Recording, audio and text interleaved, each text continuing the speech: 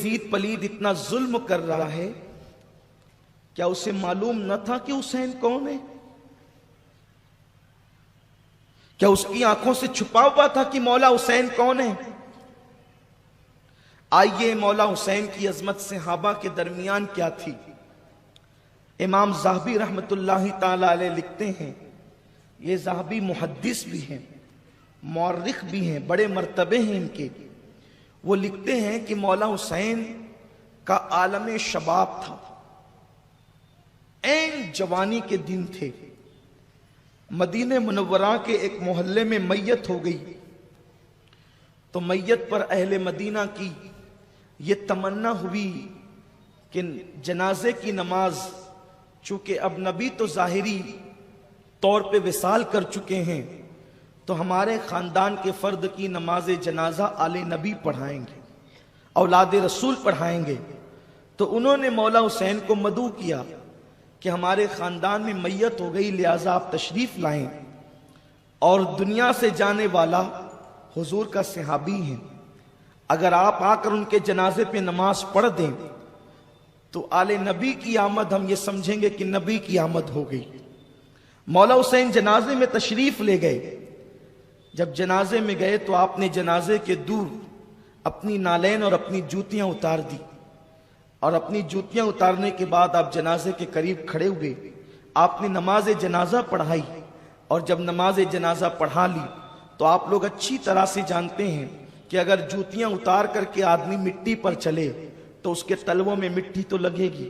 مولا حسین گئے تو پیروں میں مٹی لگی، واپس ہوئے تو پیروں میں مٹی لگی، اور آپ جب اپنے نالین کی طرف، اپنی جوتیوں کی طرف بڑھنے لگے تو صف کے اندر کمبل اوڑے ہوئے ایک بوڑھا تھا جس کی سفید داڑھی تھی، لیکن اس نے سر سے لے کر کے اپنے پورے بدن پر ایک کمبل اوڑھ رکھا تھا۔ غالباً وہ دن سردی کے دن رہے ہوں گے، تو اس وجہ سے اس بوڑھے کو کوئی پہچان نہیں سکتا تھا۔ مولا حسین جنازہ پڑھا کر تیزی سے اپنے نالین کی طرف بڑھے تو وہ پیچھے جو بوڑھا کھڑا تھا نماز جنازہ، جس نے مولا حسین کے پیچھے پڑی تھی، تو وہ اپنی پوری طاقت بڑھاپے کی یکجا کرتا ہے اور مولا حسین کے پیچھے سے دوڑ کر کے آتا ہے اور ان کے آگے چلا جاتا ہے، اور آگے جانے کے بعد مولا حسین کی جوتیاں سیدھی کرتا ہے، نالین سیدھی کرتا ہے، اپنی سفید داڑھی کی پرواہ کیے بغیر، اپنی عمر کی پرواہ کیے بغیر ایک جوان کی جوتیاں سیدھی کرتا ہے، اور سیدھی کرنے کے بعد کیا دیکھا کہ مولا حسین کے تلووں میں مٹی لگی ہے، تو اس نے اپنے امامے کا شملہ لیا۔ امامے کا یہ حصہ شملہ کہلاتا ہے، جسے لوگ شملہ بھی کہتے ہیں۔ شملہ لیا اور مولا حسین کے پیروں کو اٹھا کر تلوے کی مٹی اپنے امامے کے شملے سے صاف کرنی شروع کی۔ لوگ حیران تھے، آخر یہ مقدس بوڑھا کون ہے کہ جو اپنی امامے کے شملے سے شہزادہ رسول حسین ابن علی کے تلووں کی مٹی کو صاف کرتا ہے۔ جب لوگوں نے رشک بھری نگاہوں سے اس بوڑھے کے چہرے کی طرف جھانکا تو وہ کوئی معمولی بوڑھا نہیں تھا، وہ حضرت ابو ہریرہ تھے جو اپنے امامے سے حسین کے تلووں کی مٹی کو صاف کر رہے تھے۔ یہ مولا حسین کی شان ہے، یہ مقام ہے مولا حسین کا۔ یزید پلید کی حیثیت کیا ہے؟ جنہوں نے رسول اللہ سے براہ راست علم حاصل کیا، جو صحابیت کے درجے پہ فائز تھے، وہ امامہ کے شملے کی پرواہ کی، وہ جانتے تھے یہ ہمارا تاج ہے، یہ فرشتوں کا تاج ہے، لیکن یہ تو حسین کا تلوہ ہے۔ اس لیے کہ صفائی کے لیے وہ کپڑا استعمال کیا جاتا ہے، جو چیز صاف کی جاتی ہے اس کے مقام اور مرتبے کو سامنے رکھ کر کپڑے کا استعمال کیا جاتا ہے۔ ارے رستے کا کپڑا اٹھا کر کے کوئی اپنی بائک صاف کر لیتا ہے، لیکن اللہ اکبر، لوگ آئینہ صاف کرنے کے لیے کپڑوں کا استعمال نہیں کرتے، لوگ تو اس کے لیے اچھے سے پیپر کا استعمال کرتے ہیں۔ اسی طریقے سے اگر زیورات کی صفائی ہو، ہیرے کی صفائی ہو، انداز بدلتا چلا جاتا ہے۔